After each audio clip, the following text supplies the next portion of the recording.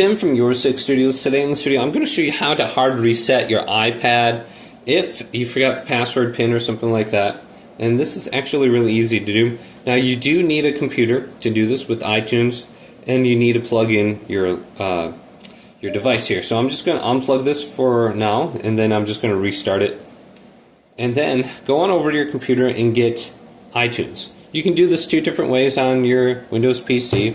This is through the Microsoft Store here at the bottom. So if you go to the bottom here, just type in iTunes. So you can see it listed right here, iTunes, and then you can get iTunes here, download, install it through the store, or just go to just google.com or apple.com and type in iTunes. Go to the first link, apple.com/iTunes. Here's the direct URL. Scroll on down a little bit and get it from Microsoft Store. And download and install iTunes. And I already got it opened up right here. So you don't need to sign in or anything like that. And then you need to plug in a cable from your PC to your iPad, just like this. So this is plugged in and it should be on now. Looks like I have to turn it on first, so just plug in this cable, connect it to your PC, and you don't have to do anything yet. So when it turns on, we want to do this button combination.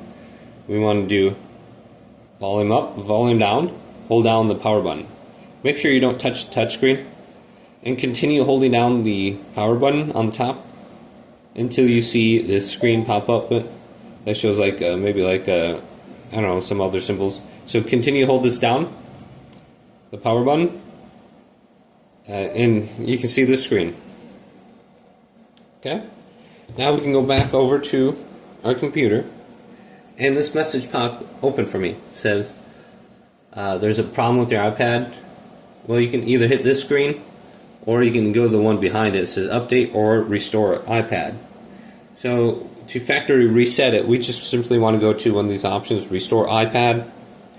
And then you should be good to go, and that should delete everything and reset it so you can actually log in. And you have to sign in with your iPad account, your Apple account, or something like that. But very easy to do. Hopefully this video did indeed help you out. If it did, leave it a big thumbs up and subscribe to my channel down below.